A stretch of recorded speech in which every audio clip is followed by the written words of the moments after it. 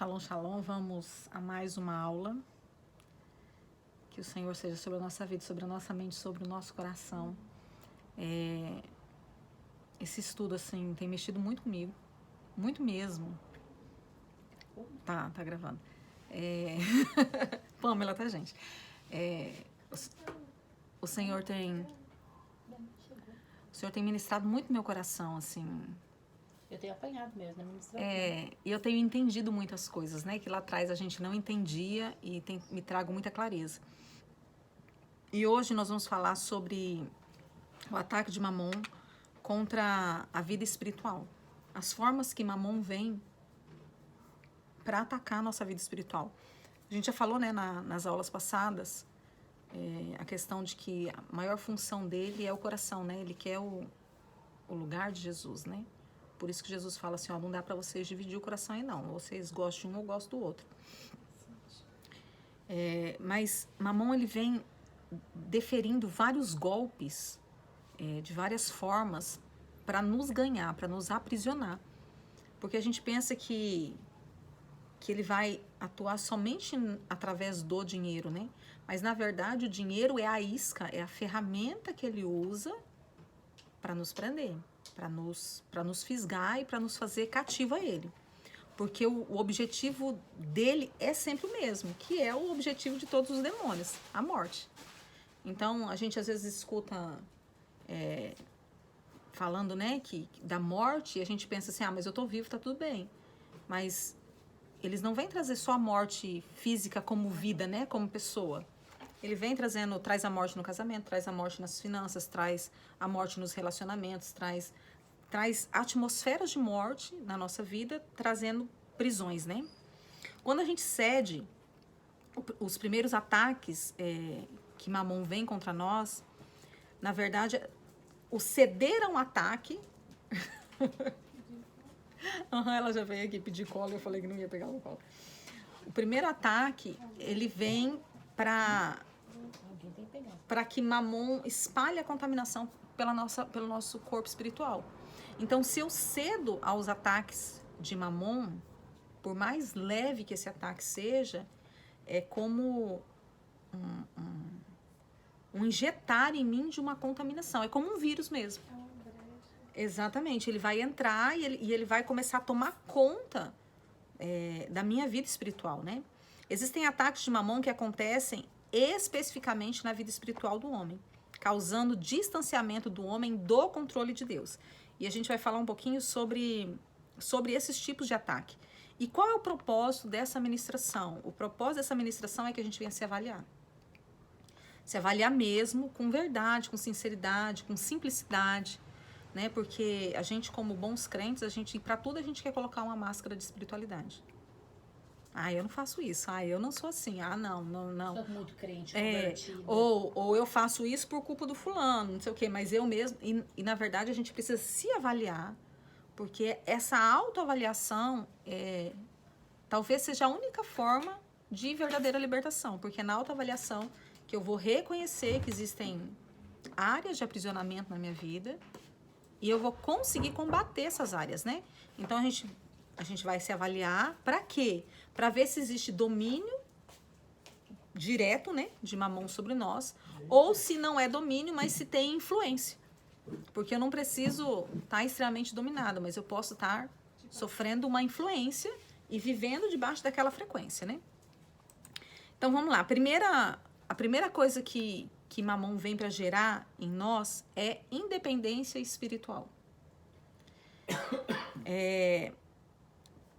Por que a independência? Porque aonde tem independência tem separação.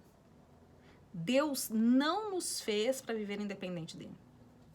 E daí, o ato de separar Deus das nossas finanças dará acesso para que Mamon cuide delas. Como que eu separo Deus das minhas finanças?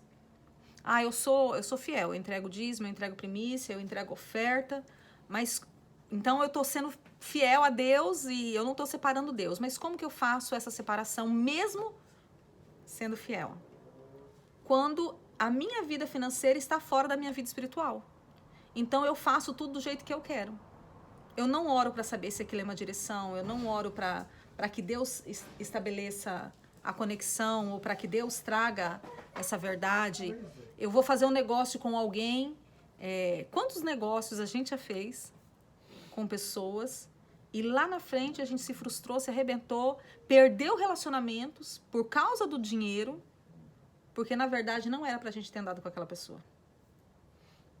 Não era para ter feito aquilo, mas a gente viu aquela pessoa, aquela situação naquele momento como uma resposta de Deus, mas na verdade a gente não buscou se era uma resposta de Deus.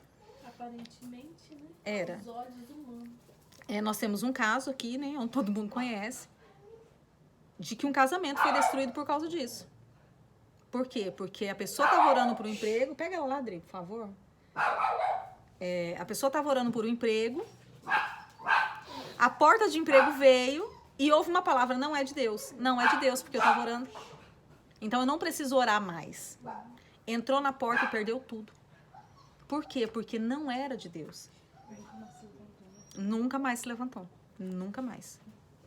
Nunca mais. Por quê? Porque fez conexões, porque andou na independência. Então, assim, eu tô orando por algo. Eu tô orando para que venha... Eu me lembro de uma vez, a gente vai falando e as coisas vão acontecendo, né?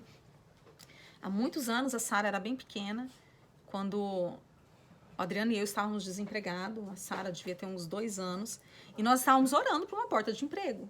E a porta de emprego que apareceu veio aqui dentro de casa, aonde seria a resposta e a solução de todos os nossos problemas, era o quê? Era uma porta da maçonaria. Era um prato que a vontade que dava era de mergulhar nele, porque qual era a proposta? O salário de vocês vai ser só o salário, só para vocês fazer o que vocês quiserem, porque a gente vai pagar a escola, a gente vai ajudar no mercado, a gente... Porque eu admiro eles. É uma irmandade, né? Não é... Crente do que os crentes.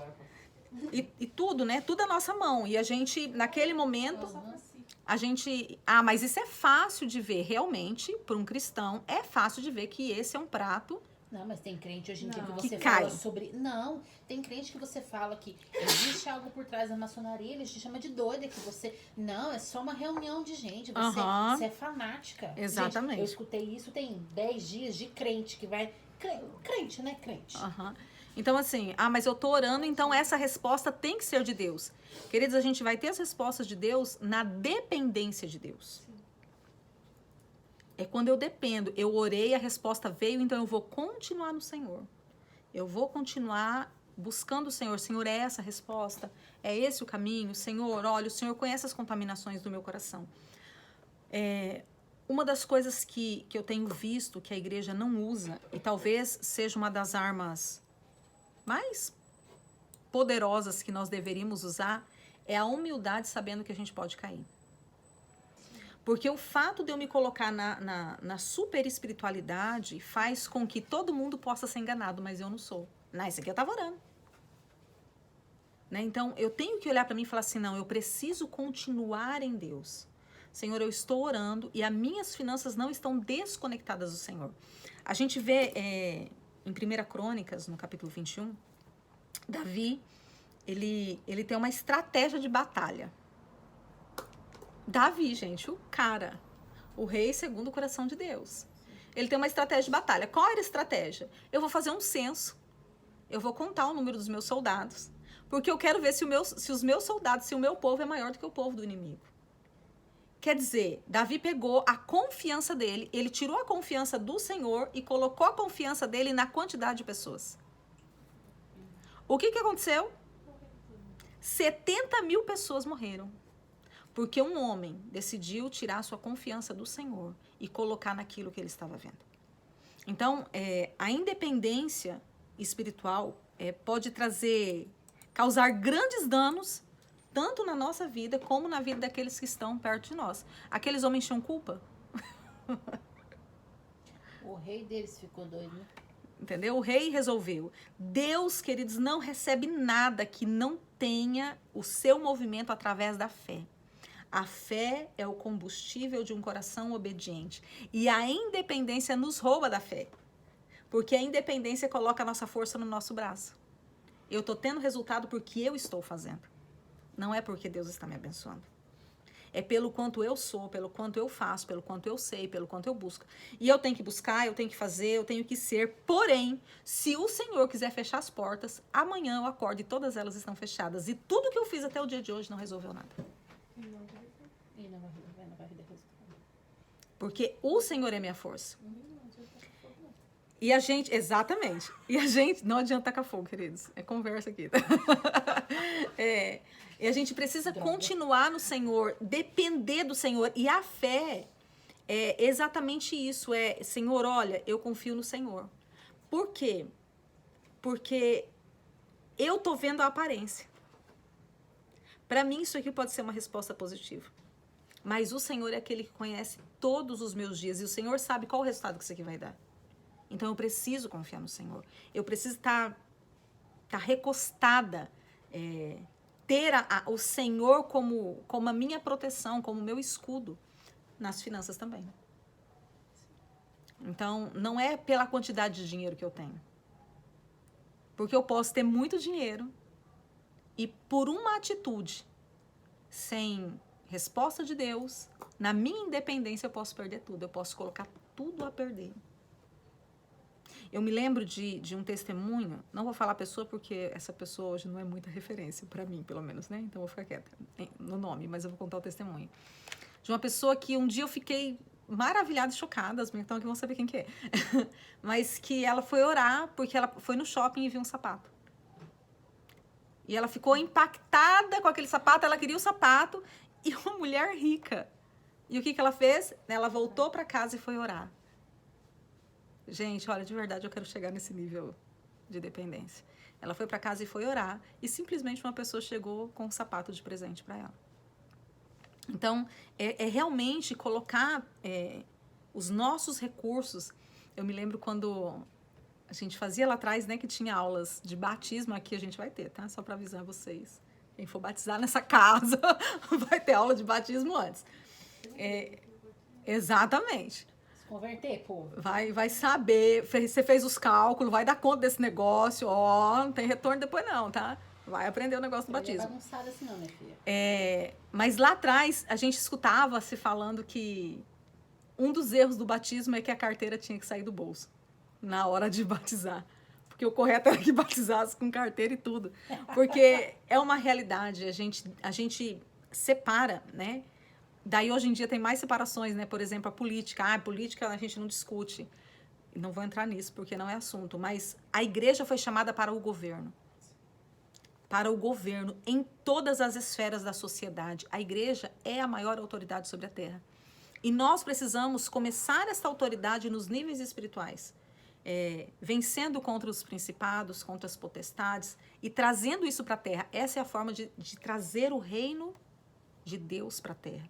Então, eu preciso combater. E daí, qual é o problema? A gente, às vezes, quer começar a combater na vida do irmão, né? Olhar o irmão, fulano, não sei o que, não faz. E a gente não olha para si mesmo. Então, vamos lá. Existe independência financeira na sua vida? Você inclui as finanças em suas orações? Incluo, eu peço tudo para o Senhor. Não estou falando da lista de pedidos. Eu estou falando da lista de negócios. De, Senhor, eu quero fazer isso, eu quero colocar esse projeto. Ou, Senhor, eu não tenho projeto algum, mas eu quero ter um projeto. Existe um desenho do céu do Senhor para mim. Existe algo do Senhor que vai me fazer prosperar, que vai me fazer crescer, que vai me fazer ser referência nessa terra. Me coloca nesse lugar. Aonde está esse negócio? É disso que eu estou falando. Você pede sabedoria para Deus para administrar os recursos? Ou simplesmente sai fazendo, não, eu quero comer isso, eu quero vestir aquilo, eu quero aquilo outro, e vamos fazer. Mesmo se considerando um bom administrador, eu sou top, ou talvez até seja administrador de empresa aí, mas você coloca as suas finanças disponíveis para a direção do Espírito Santo? Eu vou dar um exemplo meu, que eu até falei com o meu apóstolo isso semana retrasada. Hoje a gente tem a mentoria aí de tempos e estações e tem uma mensalidade aí. E o que eu falei para o meu apóstolo? Eu falei assim, a minha maior oração é estar tão ligada no Senhor que se o Senhor chegar um dia para mim e falar assim, não é para cobrar mais, eu vou falar, de boa. Queridos, a novidade. Tudo aberto. Tudo aberto. Por quê, queridos? Porque a questão, às vezes, nem é receber uma estratégia. É se manter no caminho que Deus tem para nós. Sabendo que o Senhor... Eu falei isso no primeiro dia. Tudo que o Senhor nos dá é um instrumento, mas a fonte é Ele. Então, hoje, um dos instrumentos que o Senhor me deu, foi essa mentoria. Mas a minha fonte não é a mentoria. A mentoria, tanto que vai acabar, né? A mentoria por um prazo. Ela vai acabar, ela tem validade. Ela teve data para começar e data para terminar. E quando terminar, o Senhor vai continuar sendo a minha fonte de provisão. Então, nós precisamos submeter tudo, porque o Espírito Santo sempre vai nos direcionar por um caminho, e às vezes não é um caminho que a gente pensa que é o caminho que ele vai. Eu nunca, na minha vida, imaginei estar fazendo isso aqui que eu faço. Nunca. Eu falo que se lá atrás alguém falasse que um dia eu ia estar fazendo vídeo, colocando no YouTube, postando, fazendo mentoria, eu ia falar, bebeu ou comeu alguma coisa que estava estragada. Porque nunca imaginei que isso aqui fizesse parte da minha vida. Mas, de repente, nessa dependência, o Senhor vai trilhando caminhos que, às vezes, não são os caminhos que a gente está preparado para trilhar. Mas são os caminhos que o Senhor tem. Porque a minha vida, a sua vida, conectada em Deus, é para destravar outras vidas. Mas, porém, a minha vida conectada a Mamon, no caso aqui, né? O que a gente está tratando é Mamon, eu vou aprisionar outras vidas. Por que muitas vezes nós andamos e a nossa vida continua aprisionada? Porque nós estávamos com pessoas em prisões. E daí, um cego não guia. Não tem como. Hoje eu estava falando com a Sara. Eu tenho até temor de falar isso, mas eu vou falar com muito respeito. E também não vou contar o santo, né? Mas eu me lembro de um dia que nós estávamos num evento e teve um ato profético para destravar as finanças.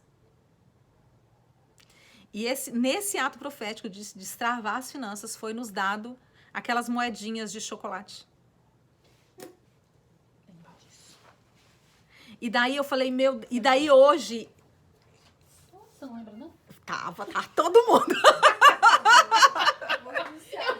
Eu lembro como se fosse hoje. Tava todo mundo, galera toda tava lá.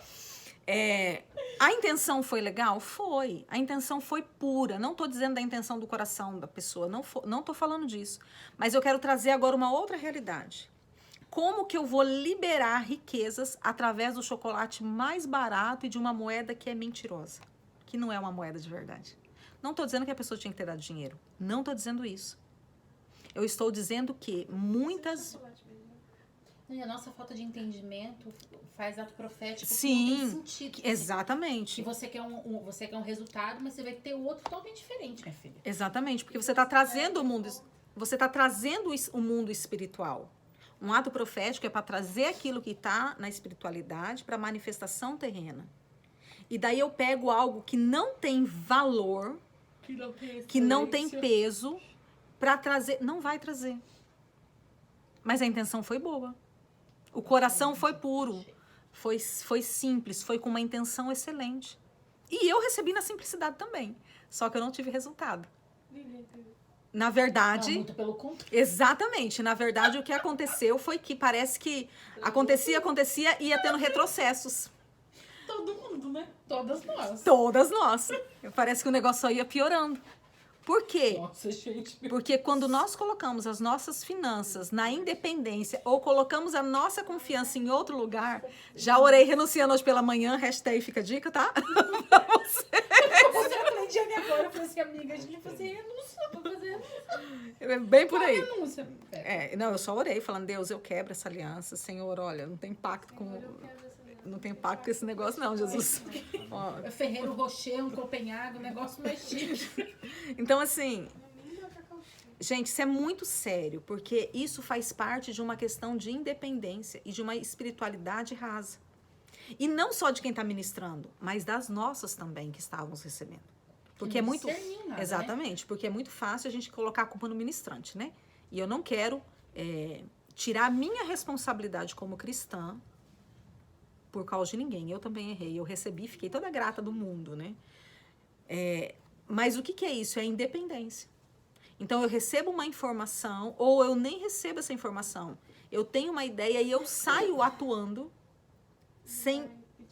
sem buscar discernimento, sem buscar resposta. A oferta fez tudo sem nem buscar de Deus se era para fazer aquilo, qual que era a fonte daquilo. Por mais que o coração da pessoa era bom, mas...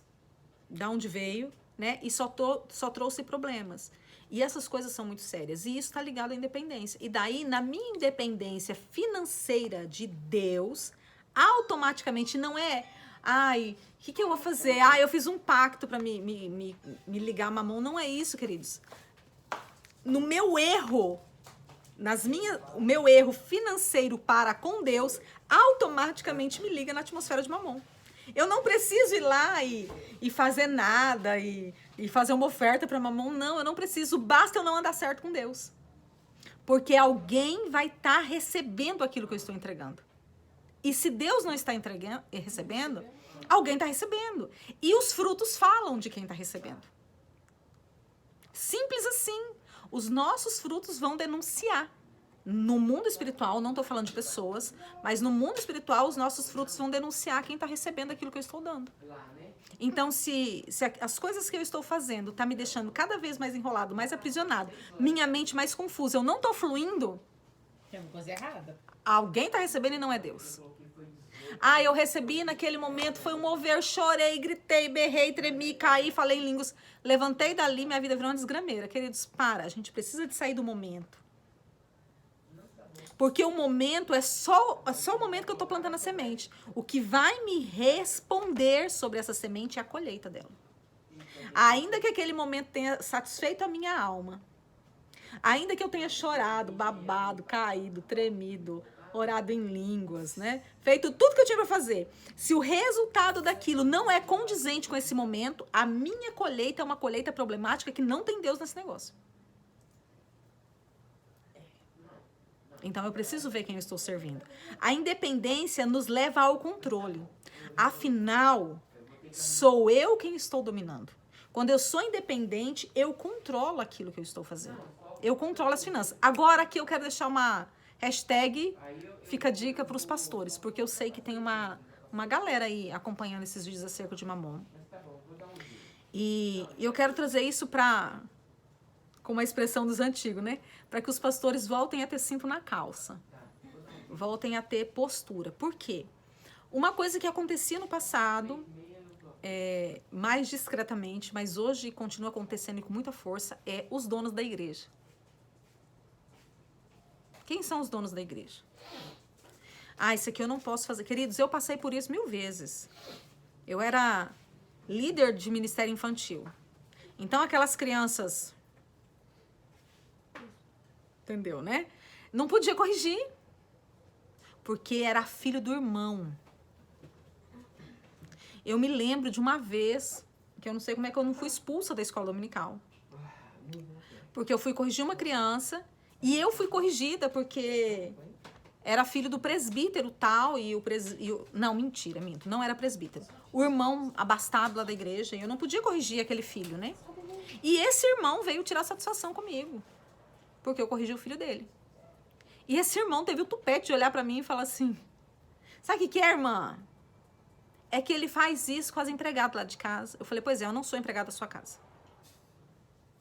Não ganho. Faça isso aqui por amor e quem vai prestar conta do seu filho é você. Eu não vou prestar conta do seu filho. E eu não vou aceitar que o seu filho me maltrate ou maltrate as outras crianças por causa do seu comportamento. Ele será recebido e amado e tratado como qualquer outra criança.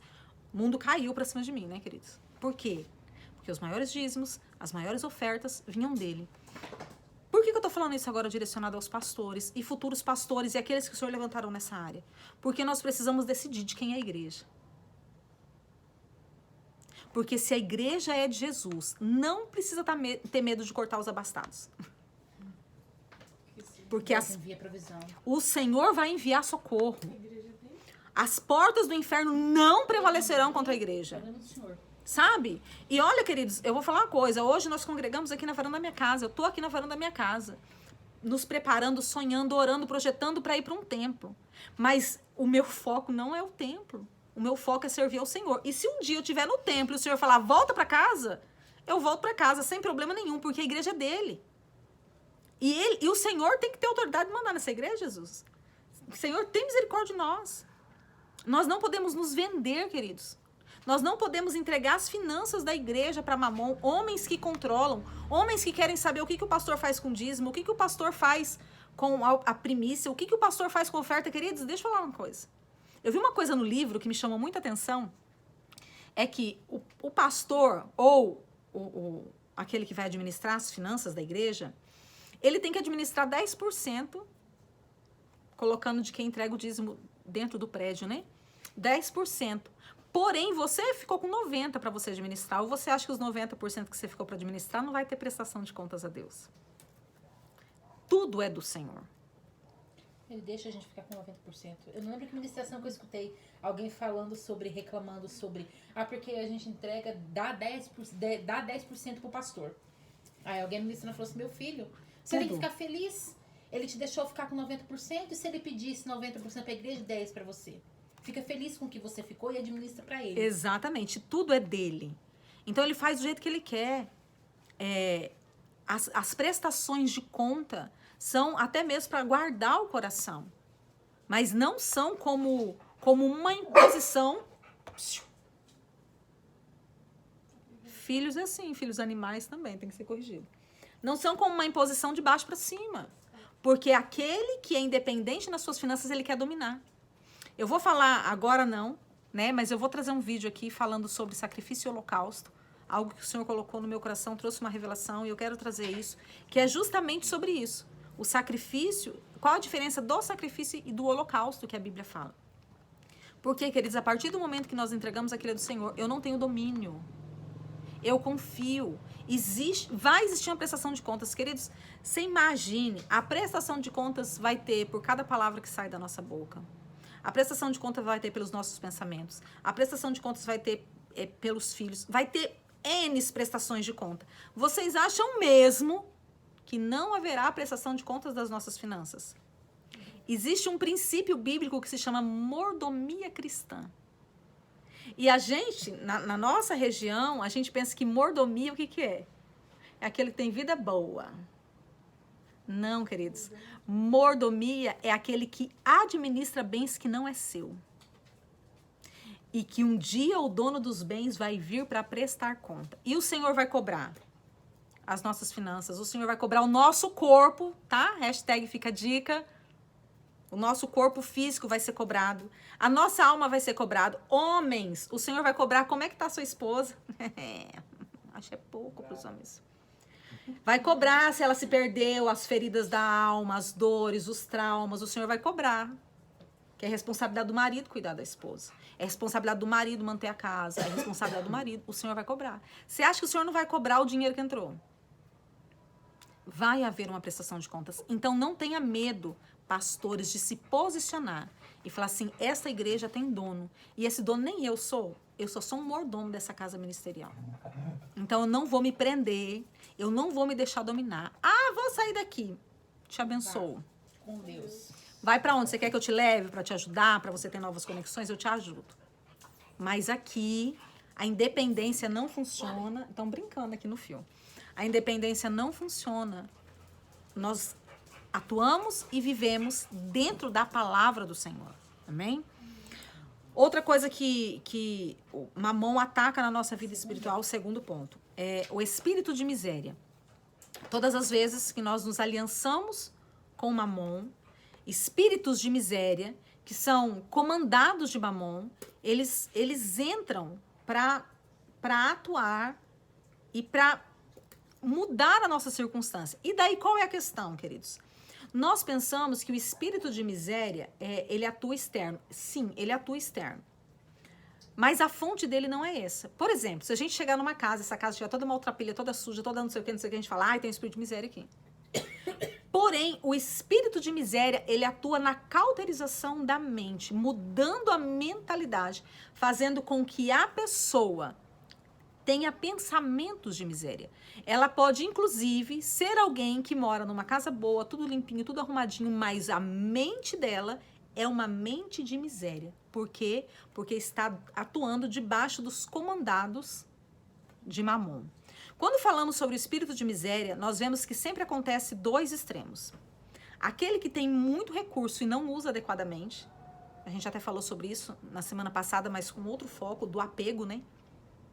Ao dinheiro ser o seu Deus, e daí eu fico ansioso, deprimido, opressivo quando eu não tenho dinheiro. Aqui não é nisso, é a questão de que eu não uso porque eu não vou gastar. Vou dar um exemplo da minha mãe. Minha mãe, senhora antiga, né? Como as boas antigas. Então, ela tem a roupa de cama guardada que ela não usa, ela tem a lingerie que ela não usa, ela tem a camisola, porque se ela precisar para o hospital, ela tem a camisola nova. E um dia eu falei pra ela, guarda tudo, não usa nada, porque a hora que você morrer, eu vou torrar tudinho isso aí. Ela ficou brava comigo, é lógico, né? Por quê, queridos? Porque o espírito de miséria faz com que nós não venhamos usufruir daquilo que nós temos, porque eu tenho que reter. Nós tivemos um líder, né, ministerial, um apóstolo, um grande homem de Deus, que ele falava assim, que a matemática do mundo era economize para ter, mas a matemática de Deus é semeie. Quanto mais você dá, mais você tem. A economia de Deus funciona na outra vertente da economia do mundo. E a outra forma que o espírito de miséria age é aqueles que não têm, mas ele se acostuma com a escassez. A escassez já faz parte da vida dele, ele não tem perspectiva e não luta para ter uma vida diferente, ele simplesmente acostumou a viver daquela forma. E daí isso aqui é um ponto importante, porque a nossa nação, dentro da questão religião pagã, da questão da religião que veio de Roma, que é o que impera na nossa nação, foi formatado dentro desse princípio de miséria, de escassez. Inclusive, hoje menos, mas ainda existe isso no cristianismo, uma das marcas de ser alguém espiritual é alguém que não tem dinheiro. Os franciscanos. Então, nossa, olha, uma vez eu fui confrontada, queridos, nisso, há uns 8 anos atrás, mais ou menos. A igreja onde eu congregava, o líder havia comprado uma caminhonete. E eu trabalhava no gabinete da prefeitura. E uma pessoa bem romana, vocês estão entendendo, bem romana, né? Chegou lá e ela começou a me cutucar. Falando que nós éramos trouxas de dar dízimo para pastor andar de caminhonete. Que certo fazia a igreja romana. Que todo mundo andava na simplicidade. E, queridos, naquele dia eu falei, Deus, não dou conta, né? O gabinete estava cheio, eu falei, pois é. Só que a questão é, nós vivemos dentro de uma vida de prosperidade. E eu quero que ele tenha mesmo, porque ele vai derramar sobre mim. Mas é muito fácil fazer pacto de miséria quando eu me assento num trono de ouro. Porque o pacto de miséria é só daqui para baixo. Porque lá em cima esse pacto não existe. É tudo de ouro. Não sei onde está o pacto de miséria. Né? É só para os desfavorecidos aqui. Porém, a nação foi gerada nisso. Então, ai, meu Deus, eu dei tudo. É política. Assim, eu tô falando uma questão política aqui, é bem isso mesmo. Eu tô dando, né? E nós, como cristãos, nós temos que dar mesmo. Porém, não é dentro da miséria. A miséria, vamos voltar lá, caracteriza quem eu sirvo.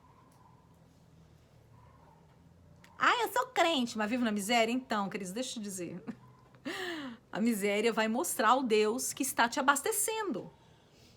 Simples assim, queridos. Eu já passei momentos terríveis de escassez, mas eu nunca me conformei. Porque as meninas estão aqui, o Gilson, meu marido, sabem disso. Eu brigava, eu falava assim, eu não acredito que um Deus que faz o céu com ruas de ouro quer essa vida desgramada pra mim. Eu não acredito. Não é esse o Deus, tá? Tem alguma coisa errada. Eu nunca me conformei. Quantas vezes eu falei assim, eu vivo duas linhas paralelas. E um dia elas vão se cruzar. Aquilo que eu creio e aquilo que eu vivo. Aquilo que eu vivo não determina aquilo que eu creio, porque eu não aceito essa vida. Eu não aceito. E o Senhor tem mudado minha sorte. Porque o espírito de miséria, ele nos coloca cativo. Ele denigre a imagem do grande Deus. Ele coloca Deus como um Deus miserável. O apóstolo Éder tem batido muito nesses dias na questão daquela parábola dos talentos, né? Onde um recebeu 5, outro recebeu 3 e um recebeu 1. O que recebe 1, ele enterra. Por que ele enterra? Porque ele fala assim, o Senhor é mau. Eu sei que o Senhor é mau, eu sei que o Senhor vem colher aonde não tem. Ué, mas eram 3. Só ele via que o Senhor era mau. Isso é o que o espírito de miséria faz. O espírito de miséria faz com que a gente veja Deus como alguém mau e veja Deus como alguém pequeno, que não é o suficiente para resolver os nossos problemas.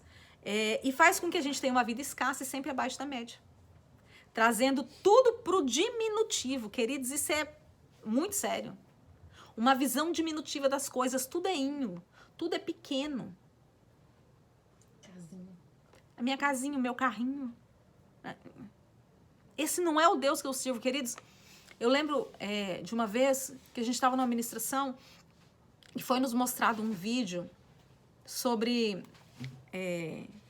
todo o cosmo, né? Diminuindo até chegar na Terra. E eu fiquei impactada com aquilo, porque tudo isso está em Deus. A ciência não conseguiu ainda descobrir quantas galáxias existem. A grandeza de Deus é inestimável, inatingível, incompreensível. E daí a gente coloca Deus como desse tamanhozinho. Ai, meu Deus, será que vai faltar? Será que eu vou conseguir? Será que vai dar certo? Será que o Senhor vai trazer mesmo? Não, queridos. A miséria. A miséria diminui, compacta de uma forma terrível, tirando a glória, tirando a verdade de Deus, denegrindo realmente quem Deus é. E nós precisamos, queridos, trazer novamente a visão da grandeza de Deus. Como que eu vou combater nesse sentido o espírito de miséria liberado por Mamon? Não é somente eu entregar dízimo, primícia e oferta, porque muitos, queridos, entregam dízimo, primícia e oferta e vivem debaixo dos cativeiros de Mamon. Eu já vivi isso. Como é que eu vou fazer? Mudando a minha mente. Eu preciso passar pela transformação da minha mente. Eu preciso trazer novamente a grandeza de Deus para dentro da minha casa, para dentro dos meus pensamentos. Não, isso aqui é fichinha para o Senhor. Isso aqui Deus resolve assim, ó. Ele diz, eu passei muito tempo orando. Ainda de vez em quando eu faço oração, porque ainda não está tudo do jeito que tem que estar. Mas muito tempo orando, falando assim, Deus, a tua palavra diz que o Senhor pode fazer uma nação nascer um dia. É esse Deus que eu creio. A minha vida para o Senhor é nada para o Senhor mudar. Eu posso dormir hoje de um jeito e acordar amanhã milionária. Como? Não sei, isso não é problema meu. Ah, então você quer ficar milionária? Se Deus me der, eu quero, queridos. Não tenho essa dificuldade, não. Mas eu não estou trabalhando para isso. Isso vai ser somente consequência, vai ser somente resultado. Né? Mas o Senhor pode, o Senhor é grande. Comece a trazer à memória aquilo que traz esperança. Comece a ouvir palavras acerca disso. Comece a ver vídeos que mostrem. Queridos, tem um vídeo no YouTube que fala sobre os animais louvando ao Senhor. Eu acho que o título é As Baleias Louvam. Um negócio assim.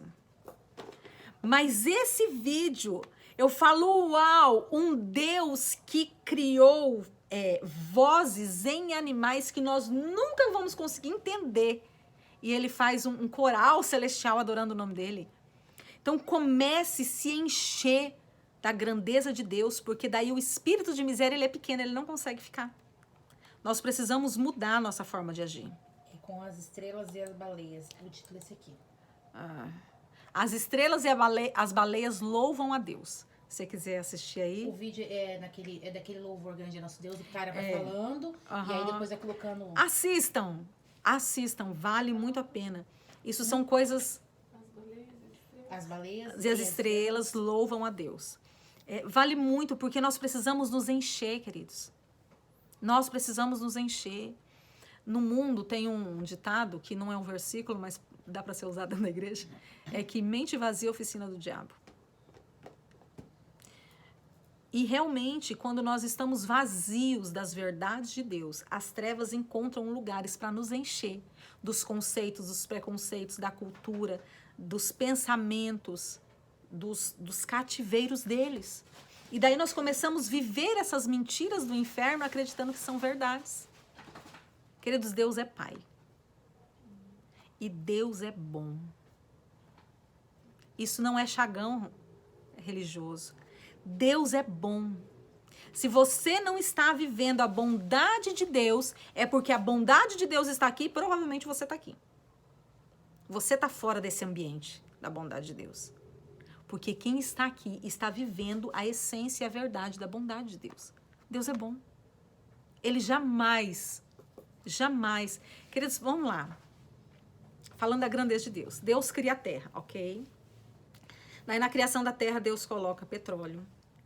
E daí o Senhor fala assim, olha, eu vou te dar os tesouros escondidos nos mares, nas areias. Deus coloca petróleo, coloca pedras preciosas, coloca pérolas, coloca ouro, coloca diamante, coloca. E daí ele fala assim, agora... Exatamente. Agora ele fala assim, vocês são os meus representantes na terra. A terra eu dei para os homens. Mas deixa eu te falar.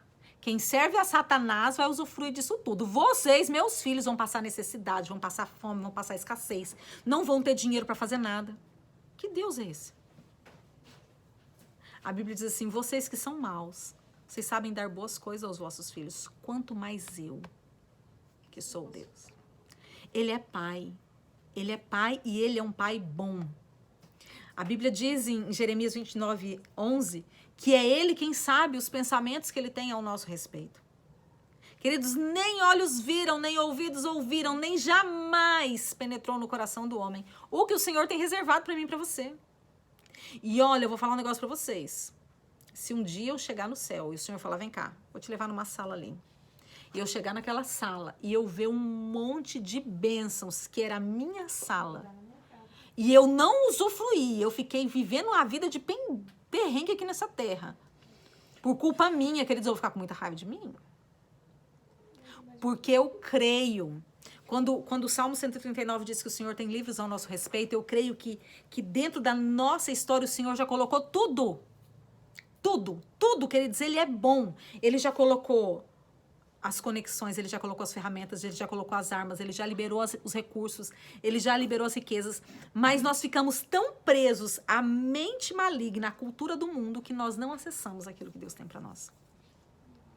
E daí nós nos enganamos. Vivemos a cultura das trevas e ainda brigamos falando que estamos vivendo a cultura de Deus. Envergonhando a Deus. Envergonhando o nome do Senhor. Né? Isso aqui é a vontade de Deus para mim. Essa desgrameira aqui é a vontade de Deus para mim, queridos. Em nome de Jesus, nós precisamos urgentemente mudar nossa mentalidade. Porque assim como o homem diz a seu respeito, assim ele é. Então, a vida que você está vivendo é a vida que você pensa a seu respeito. Não é a vida que o Senhor tem para você. O espírito de miséria tem tomado conta de você? Vamos lá. A gente já vai caminhar para encerrar, tá? Que pode não parecer, mas já tem quase uma hora que a gente está aqui. Vamos examinar o coração. Vou fazer várias perguntas aí. E assista, reassista, anote essas perguntas. Pega essa semana e fala, Senhor, nessa semana aqui eu quero ter uma conversa comigo mesmo. Não é conversa de eu paro comigo com alma fragmentada. É uma conversa de verdade, se olhando. E falando, Deus, eu preciso me mapear para saber se eu tô sendo movido por espírito de miséria. Você tem discurso negativo acerca de tudo? De boa, queridos, foi só a Pamela que deu uma cotovelada aqui na ring light, mas tá tudo certo. E ela tá segurando para não rir, tá? Você tem discurso negativo acerca de tudo? Todo mundo traz uma ideia, não vai dar certo, não vai, não faz, não, eu não consigo. O seu discurso é negativo? Você é incapaz de empreender? Vem uma situação, uma porta se abre e daí eu não vou entrar porque eu tenho medo. Não vou entrar porque eu tô esperando a resposta de Deus. Tira a falsa espiritualidade, em nome de Jesus. Eu tenho medo do novo, eu tenho medo de conquistar, eu tenho medo de ir, eu tenho medo de quebrar cara, eu tenho medo de errar, eu tenho medo de ter que recomeçar, eu tenho medo. Você se contenta com aquilo que está velho somente para economizar? Ah, não, esse aqui, esse lápis aqui, nossa, ele tá só o toquinho aqui, tá ruim de pegar, mas eu não vou comprar outro lápis. Eu tenho que economizar. Não tô falando para você desperdiçar. Nós temos que usufruir. Mas se contenta, não, isso aqui ainda dá para me usar mais um tempo, não, isso aqui não precisa de algo novo. Você se contenta com o velho? Só para economizar? Você doa o pior para as pessoas? Não, esse aqui não me serve mais, não me cabe mais, mas eu vou guardar, porque eu vou emagrecer, eu vou crescer, eu vou engordar, eu vou aumentar, eu vou diminuir. Mas eu não vou dar, eu vou dar aquilo que tá furado, rasgado, descolado. Aquilo que eu não uso mais, que deveria ir pro lixo, é isso que eu vou dar para as pessoas. Você faz mais pelas pessoas de fora do que pelas que estão próximas de você? É bom para todo mundo de fora, mas para aquele que está perto, você é mesquinho, avarento, vive com escassez. Você critica a pessoa generosa? O irmão vai lá dar uma oferta de todo tamanho. E daí você vai lá criticar o irmão. Ah, esse dinheiro aí é o Judas, né? Dá pra gente fazer um monte de coisa. Dá um carro pro pastor? Tá ficando doido? Não entende questões espirituais. Não entende e é um crítico, fala mal. Se a pessoa vem pedir o conselho para você, você tira a oferta do coração da pessoa, colocando um monte de interrogação. Você nunca faz ofertas poderosas? A sua oferta sempre é a oferta da viuvinha? Queridos, olha, eu gostaria muito que a igreja de hoje desse a oferta da viuvinha. Porque a viuvinha, sendo viúva e pobre, ela deu tudo. E você pega essa mentira do diabo e fica usando para dar R$2 de oferta quando você pode dar 100. E eu não estou dizendo aqui que o Senhor não recebe os R$2. Porque o Senhor já recebeu de mim moedas. Muitas vezes. Mas era tudo que eu tinha. Agora, você guardar as notas grandes para os seus prazeres, enquanto a obra do Senhor não rompe, porque você não tem coragem de investir na obra do Senhor, isso é uma outra história, queridos. Esses dias o apóstolo ministrando sobre nós, e ele falou que aquele que tem condição de dar ofertas e dar a oferta de viúva, ele está traindo aquilo para a vida dele. Porque a oferta mostra quem nós somos. Daí, exatamente, denuncia quem você é. Daí você está indo no altar entregar a oferta à viúva, quando você não precisa mais disso. Não se preocupa não se amanhã você for uma viúva pobre. E não vai reclamar de Deus não, você plantou isso por anos. Baseado na mentira da miséria. Você de alguma forma administra o dízimo? O que será que estão fazendo com o dízimo? Você quer administrar? Você nunca sonha grande? Seus sonhos são... Ou seu sonho é assim, fulano foi, como eu gostaria, mas eu nunca vou conseguir isso. Você resiste a mudanças? Não vou tentar algo novo, eu não vou fazer, eu não vou. Você resiste a mudanças? Você tem traumas superados nesse assunto? Como assim? Lá na infância você passou, ou na sua fase adulta você passou por um tempo de miséria. E hoje toda a sua vida está respaldada nesse tempo de miséria que você passou. Queridos, o deserto, ele vem para todos. Porém, o deserto que vem de Deus, até nesse deserto o Senhor faz florescer.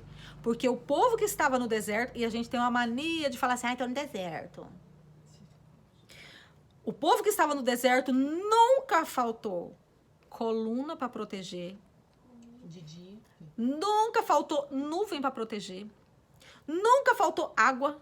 Nunca faltou comida. Inclusive, eles tinham dia de descanso para comida. Na sexta-feira colhia bastante, porque no sábado ia ficar todo mundo de cara para cima na Shalom do Senhor. Nunca faltou calçado, nunca faltou roupa, nunca faltou ouro, porque quando o Senhor falava, vamos construir, o ouro aparecia. Queridos, olha, eu queria viver esse deserto dessa forma. Básicas, o pai dá. Comida e bebida. O básico, o pai dá. Entenda isso, queridos. Nós precisamos entender isso. Então, se você tem traumas, esses traumas não podem definir a sua vida. Você precisa sair desses lugares. Senhor, olha, eu vivi essa escassez, eu fui formado dentro disso aqui. Mas eu preciso resolver essa questão na minha alma. Você tem fortes impressões sobre miséria? O que é isso? Eu tô bem, mas o meu coração tá o tempo inteiro que vai acontecer a desgrameira, eu vou perder tudo? Meu coração tá sempre ansioso de que não vai dar certo, de que não vai, de que eu tô bem agora, mas esse bem agora é só por um tempo, amanhã eu vou estar ruim de novo. Você não consegue viver sem reservas financeiras? Se eu não tiver com dinheiro na conta, eu não tô bem? Eu tenho que ter uma reserva? Você tem sonhos relacionados à miséria? É como eu disse, o coração tá nisso. A mente projeta que vai acontecer algo miserável na sua vida. Você não consegue desfrutar dos seus recursos financeiros e priva as pessoas disso. Eu não consigo viver. Então, tipo assim, eu não vou viajar, um exemplo. Eu tô guardando dinheiro, eu tenho um monte de coisa pra fazer, eu não vou viajar, porque isso é desperdício de dinheiro. Quer dizer, eu tô me privando de algo. E daí, aqueles que vêm perto de você, compartilhar um sonho, você começa a podar, minar, roubar esse sonho das pessoas que vêm perto de você.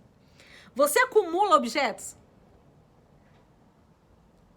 Não, esse aqui eu não vou dar, esse aqui eu não vou vender, esse aqui eu não vou jogar fora, esse aqui não. Guarda, É tudo amanhã meu. eu posso usar. Amanhã eu posso usar. Queridos, eu tô desde dezembro. Nós estamos em agosto. Final já, né? Final. Hoje é dia 22. 22. De tempos em tempos, desde dezembro, eu tô mexendo na casa todinha e jogando tudo fora. Eu me lembro de uma vez, quando eu era líder de célula ainda. Interessante, você joga. E aparece trem pra jogar. Só o sangue de Jesus tem poder. Mas eu tô tirando. Toalha de banho, eu tirei tudo. Eu fiquei com umas 4 toalhas. Nós somos em 3 aqui em casa, ainda deixei uma sobrando. Lençol de cama, eu deixei 6 jogos de lençol para 2 camas.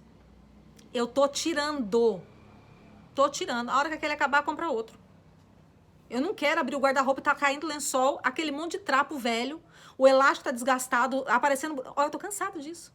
Eu tô limpando a minha casa. E não é por causa de mamão agora, não, porque eu tô desde dezembro nessa guerra aqui em casa. Guerreando mesmo contra isso. Não aceito mais viver isso. Voltando, quando eu era líder de célula. Tinha uma família, quer dizer, a esposa com a filha vinha na célula. E o marido um empresário, assim, tinha uma vida financeira boa. E a primeira vez que eu fui na casa dela, eu fiquei chocada.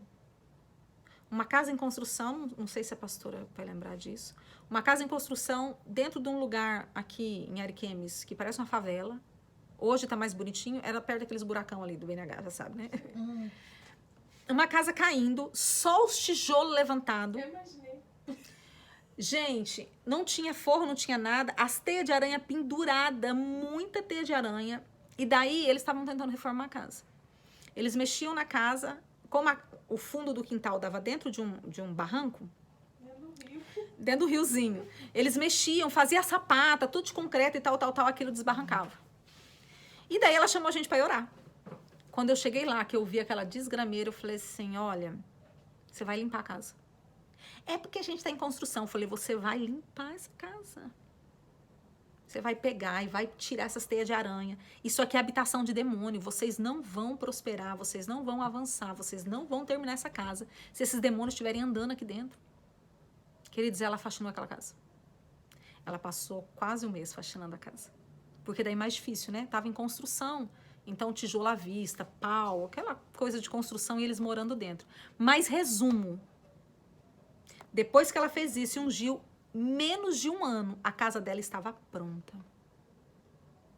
Pronta. A casa dela é uma graça. Extremamente arrumadinha, grande, tudo muito bem feito, tudo muito bem limpo. Mas ela teve que se posicionar contra o espírito de miséria que estava dentro da casa. Você investe na sua casa? Falando nisso, outra pergunta que está aqui referente ao livro. Você investe na sua casa? De cuidar, de ter cuidado com a casa. Queridos, olha, é uma vergonha. Eu tô falando isso e já me expondo, porque a gente viveu isso bem recente agora. Pinta a casa, só volta a pintar a casa de novo dali 10 anos. Quando a parede tá caindo na cabeça. Não investe na casa. Não cuida. Vamos lá. Se você morar hoje de aluguel, você assina um contrato de 1 ano. Nesse contrato de 1 ano, você tem que pagar IPTU. Dentro do contrato, você assina que você tem que entregar a casa pintada, limpa. E você pode ser processado se você não cumprir as cláusulas desse contrato. Daí você ora, chora, morre, o Senhor te dá uma casa. Daí, não paga o IPTU, a pintura da casa cai, tudo vai caindo. Mas quando era de aluguel, quando você era escravo, tudo fluía. Então, se você não tem, queridos, olha, eu vou falar de novo. Essas perguntas aqui não são minhas, são do livro, mas eu assino embaixo como se fossem minhas. Escuta e reescute, e fale com verdade e apresente. Senhor, olha, eu nem sei quantas perguntas deu aqui, mas olha, foram 10 perguntas, dessas 10, 6 sou eu. Senhor, eu estou vivendo debaixo de cativeiro de miséria e eu preciso sair disso. Me dá a chave para sair desse lugar. Eu me arrependo de ter ficado assim, de ter pensado assim. E comece a mudar a sua forma de pensar. Queridos, Jesus sempre, ele demonstrou abundância. Aonde Jesus passou, ele derramou abundância. Quem veio para matar, roubar e destruir foi o diabo. Jesus veio para dar vida e vida em abundância. Ele chegou no lugar, não tinha comida, de repente tinha 10 cestos de pão e não sei quantos peixes. Sobrou 12 na primeira multiplicação. Na primeira multiplicação sobrou 12 cestos de pão. 12, né? Chegava no velório, a abundância da vida derramava, o morto levantava. Chegava o doente e estava curado. Aonde Jesus passava era abundância. Será que o Jesus que a gente serve hoje é o Jesus da cruz, que está morto, ou é o Jesus que ressuscitou? Porque se é o Jesus que ressuscitou, hoje ele faz obras mais gloriosas do que ele fazia quando em vida. Tem que acontecer, queridos. Jesus tem que entrar nos lugares e a vida tem que ser transformada. A abundância tem que fazer parte. Não, nós precisamos sair dessa mentalidade de miséria. Jesus está com os discípulos, andando com os discípulos. Jesus morre, fica 3 dias fora. Quando volta, todo mundo desviado. Cada um nos seus lugares. Né? Vou pescar. Daí, foi pescar sem Jesus.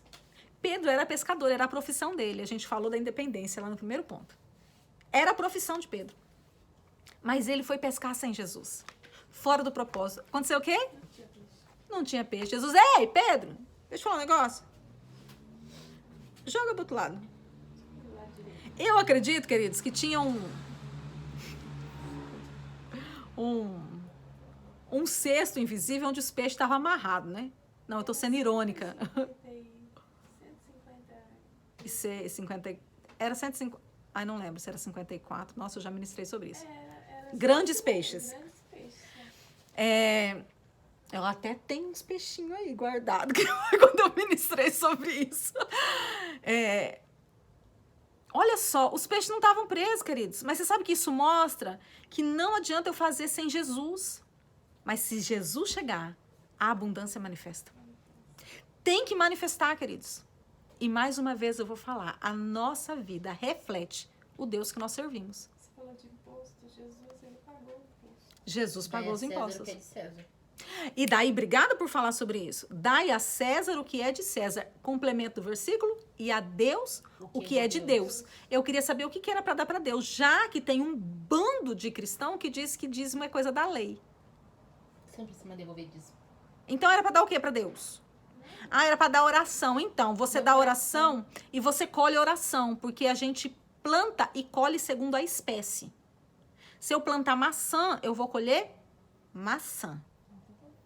Então, se você quer ter uma vida próspera, deixa eu falar. É dinheiro, querido.